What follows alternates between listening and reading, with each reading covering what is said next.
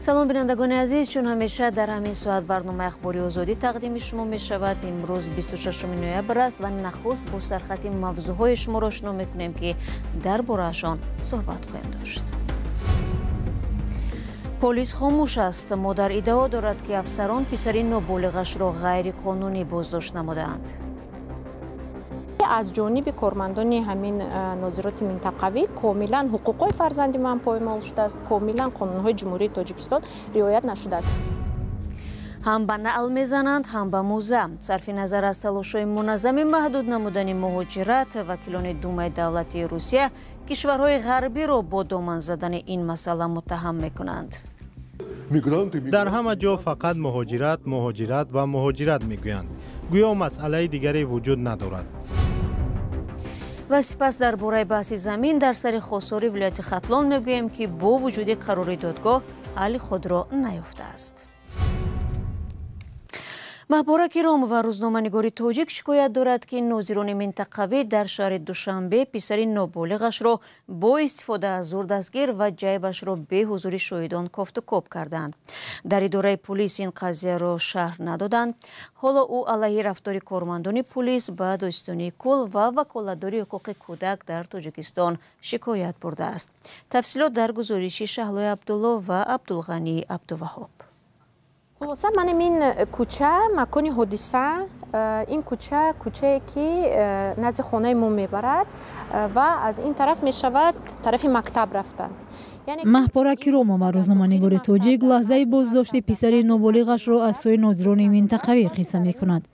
ба гуфтаи ӯ нозирони минтақавӣ писари 14-солаашро дар роҳ боздошта бидуни риояи талаботи қонунгузорӣ ҷайбҳояшро мекобанд. яъне ки ягон қонуни ҷумҳурии Тоҷикистон нагуфтааст ки биёву бе риояти ягон қонун кӯдака киссаша ҷайбаша ков як чиза бурор баъд уна асос кун дар нисбаташ зӯроварӣ кун.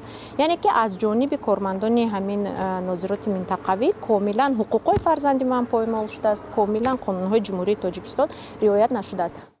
ба гуфтаи маҳбора сигори электроние ки нозирони минтақавӣ пайдо карданд ба дӯсти яке аз ҳамсинфони фарзандаш тааллуқ дошт.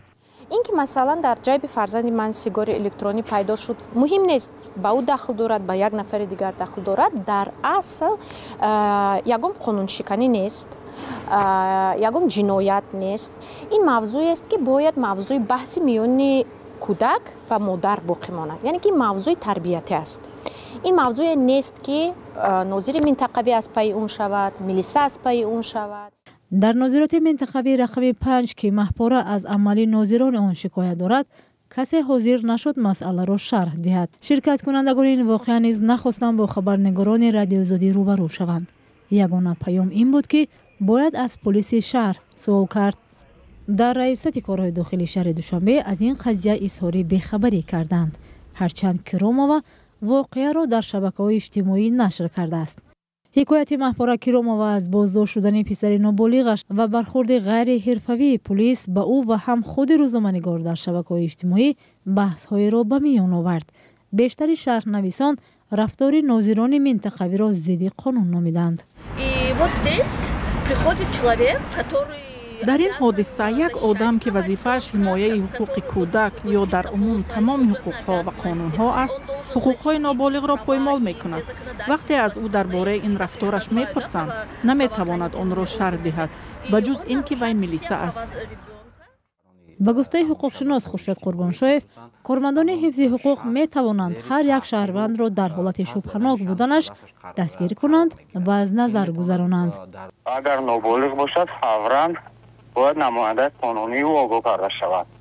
در وقت از نظرگذرانی هم باید که در وقت از نظرگذرانی شخصی یا چیز چوره و آنها باید به شخصی پلیس اشتراک کنند. маҳбора Киромова зидди нозирони минтақаи 5 ноҳияи Исмоили Сомонӣ ба додситонии Кӯл, додситони ноҳияи Исмоили Сомонӣ, ваколатдор оид ба ҳуқуқи кӯдак ва комиссия оид ба ҳуқуқи кӯдаки ҳукумати Тоҷикистон шикоят бурдааст. шикоятҳо аз рафтори ғайриҳирфавии кормандони полис дар гузашта дар Тоҷикистон расонаӣ шуда таваҷҷуҳи мақомоту ҷомеаро барои чанд муддат ба ин мушкил ҷалб мекунад. вале бо гузашти вақт ҳама чиз фаромӯш ва ҳодисаҳо аз нав такрор мешавад. بینندگان عزیز ما ادامه قضیه را پیگیری خواهیم کرد. اگر وزارت امور داخلی و یا دوستانی تاجیکستان به این شکایت محپوره کرام و واکنشی نشان دادند شما را در جریان میگذاریم. طوری مشاهده می شود یک سال اخیر مقامات روسیه در زیر پرچم تنظیم مهاجرت کاری حیات و فعالیت مهاجران به ویژه شهروندان آسیای مرکزی و عائله های آنها را روز تا روز دشوارتر می کنند. مسئله به حدی رسیده است که مردم این کشور مبارزه با مهاجرت را در رده اول قرار داده است. در عین زمان برخی از وکیلان مردمی روسیه بر این نظرند که سرچشمه مشکلات مهاجران نه مقامات روس بلکه نیروهای خارجی می باشند. موضوع را کیا مرسیه تا ادامه می دهد. دومای دولتی روسیه هفته روان طرح قانونی را بررسی می کند که طبق آن قبول فرزندان مهاجرانی که زبان روسی را نمیدانند به مکتب ها منع می شود. در این باره رئیس دومای دولتی ویچسلاو ولودین در جلسه عمومی پارلمان روسیه خبر داد.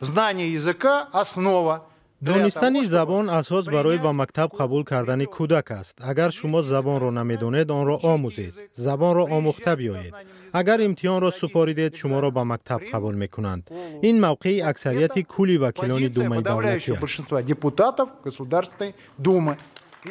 تیمور عمروف کارشناس مرکز کرنگی برلین در مصاحبه با خبرنگار سیور ریالی گفته است که قانون درباره سنجش حتمی دانش کودکان مهاجران پیش از شامل شدن به مکتب ها جدایی بین روس‌ها و مهاجران را باز هم بیشتر خواهد کرد. مهاجرانی که زبان را نمیدانند و بر روسیه میآیند امکانی همایششان با مردم محلی سخت است. زبان روسی در نظام معارف کشورهای آسیای مرکزی هنوز هم خوب معرفی می شود، اما توجه به آن کاهش می یابد. تمایل مذکور به سیاست مقامات این کشورها وابسته نیست. اگر قبلا زبان روسی زبانی بود که امکانیت بزرگ کسبی را می کشد، سالهای اخیر به روسیه آدمانی می آیند که به کار ذهنی مشغول نیستند. از این رو والدان درباره دیگر زبانهای خارجی فکر می کنند. خبرنگاران سیور ریالی با مهاجران کاری صحبت کردند. به اندیشه آنها راه اندازی سنجش حتمی کودکان خارجی هنگام قبول به مکتب‌ها فساد مالی را به وجود می آورد. یک کارمند شرکت غیر تجاری که به مهاجران کمک می رساند گفت فعلا در روسیه شماره زیادی کودکان مهاجران به مکتب نمی روند. والدان آنها با سبب مقام قانونی نداشتن نمی توانند که فرزندانشان را در مکتب گذارند. با وصف اقدام‌های همه‌روزه وکیلان دومای دولتی در مقابل مهاجران و عائله آنها، بعضی دپوتات‌های روس اصرار می‌ورزند که مسئله مهاجرت را کشورهای غربی دامن می‌زنند. در سامانه‌های ملتگراهای روس مصاحبه وکیل دومای دولتی الگ ماتویچف نشر شده است. یک سال شد وضعیت مهاجران را دامن می‌زنند. صرف نظر از آن که شماره مهاجران افزایش نیافته است و یگان فاجعه هم در رابطه با مهاجران روی نداده است. جمعیت بر مقابل آنها قیام کرد. نظر مردم درباره مهاجران دیگر شد. در همه جا فقط مهاجرت و مهاجرت میگویند. گویا مسئله دیگری وجود ندارد. زیاده از این طبق نظرپرسی‌های جامعه شناسان حاضر مسئله مهاجرت نظر به مسئله عملیات نظامی در اوکراین نگرانی بیشتر کسب کرده است. سامانه‌های ملتگرایان روس با تنتنه نوارهای یورش افسران و گروه‌های کمکرسان ملتگراهای روس به مکانهای زیست و کار مهاجران و بازداشت و اذیت آنها را نمایش داده، در عین زمان اصرار می‌ورزند که خدمات اکتشافی کشورهای غربی می‌خواهند که روسیه را از داخل ترک کنند. سلام، اگر خط و خبر می‌خواهید ما داریم. نوید بامدادی، سرخط خبرها، اخبار تاجیکستان و جهان، گزارش‌ها و تحلیل‌ها. چی می‌گذرد و چرا؟ دانستن، فهمیدن است. ضمیمه یا اپ ما را بگیرید. مقامات امارات متحده عرب 3 شهروند ازبکستان را با گمان قتل تسویکوگان روحانی یهودی بازداشت کرده است. وزارت امور داخلی امارات در خبرنامه روز 25 نوامبر گفته است که در قتل روحانی یهودی عزیزبек اسماعیل 33 ساله، اولیمبوی دولتیور و محمود جان کنجابویف 28 ساله را گمان بر می‌دانند. این نهاد افزوده است که انگیزه دست زدن شهروندان ازبکستان به این کشتار را تحقیق دارند. روحانی یهودی از سال 2020 در امارات متحده عرب تجارتش را پیش می‌برد. روز 21 نوامبر امسال ناپدید شد و بعداً جسدش را پیدا کردند. کوگان شهروندی اسرائیل و مولدووا را داشت. جسد روحانی را به اسرائیل بردند و آنجا دفن کردند.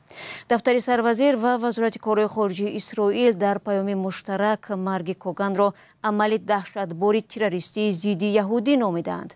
آژانس امنیتی ملی اسرائیل به شهروندان این کشور مصلحت داده است که موقتاً به امارات متحده عرب نروند. حالا رو میاریم به یک بحث در نویای دوردستی بالجوان ولایت ختلون. یک گروه سهامداران خوجگی دهقانی به اداره های دولتی شکایت نموده ثابت کرد که زمین آنها را غیر قانونی از خود کردند.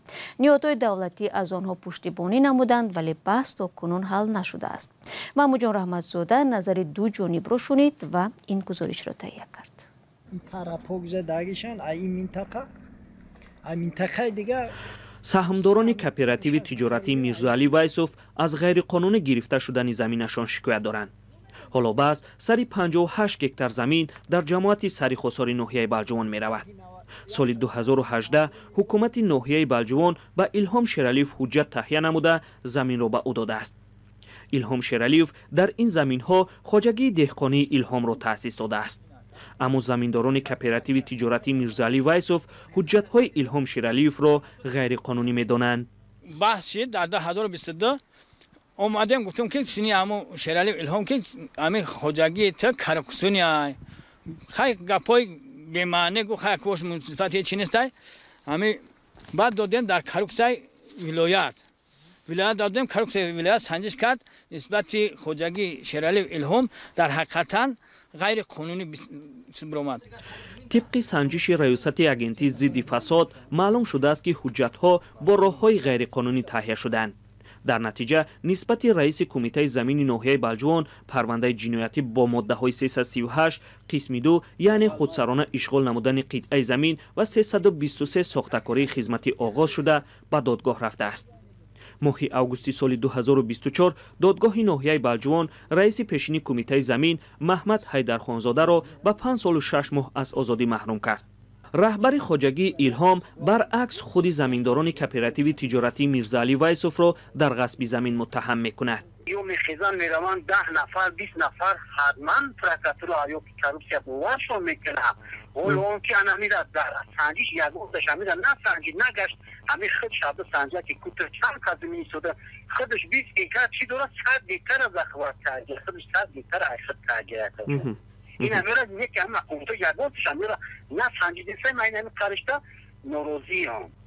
در قرارهای دادگاه سهامداران میرزاعلی وایسوف در اشغال زمین عیبدار نشدند. تنها رئیس سابق کمیته زمین متهم شده است که حجت‌های غیرقانونی تهیه نموده زمین را به الهام شیرالیف داده است. با وجود بیکار کردن قرار داده شده به الهام شیرالیف دادگاه اقتصادی ولایت ختلون دوباره زمین را به او داد. سهامداران این قرار را غیرقانونی می‌شمارند و به دادگاه عالی اقتصادی شکایت بردند. آنها امید دارند که بحث آنها به گوش مقامات بالایی میرسد و عدالت برقرار می شود. محمود جان رحمتزاده، آزادی، سریخوسار. و یک خبر نیکیتا ژوراول محبوس سیاسی در روسیه که هنگام در بازداشتگاه بودنش از جانب پسری رمضان قادیرов رهبر چچنستان لطوکوب شده بود با گناه خیانت به دولت به 13.5 سال زندان محکوم گردید. مقامات او را به آن گناهکار کردند که سال 2023 گویا به نماینده خدمات امنیتی اوکراین درباره انتقال تجهیزات نظامی به واسطه راه آهن و هواپیماهای نظامی نوار فرستاده است. پیشتر دادگاه چچنستان نیکیتا ژوراول را برای آتش زدن قرآن کتاب مقدس مسلمانان 3.5 سال از آزادی محروم کرده بود. خودش در جریان مرافعه از مسلمانان معذرت خواست اما گفت نیتی آزردن کسی را نداشت. برنامه امروز به پایان رسید. تشکر برای همراهی بینندگان عزیز. خبرهای روز در سامانه azadi.org و همگونه صفحه های رادیو آزادی در فیسبوک و تلگرام، ایکس و اینستاگرام و یوتیوب و تیک تاک نشر می شود. اگر شما هم خبری دارید لطفاً برای ما برسانید. تا ملاقات بعدی خود را احتیاط کنید از آن و خدا نگهبان هر یک شما.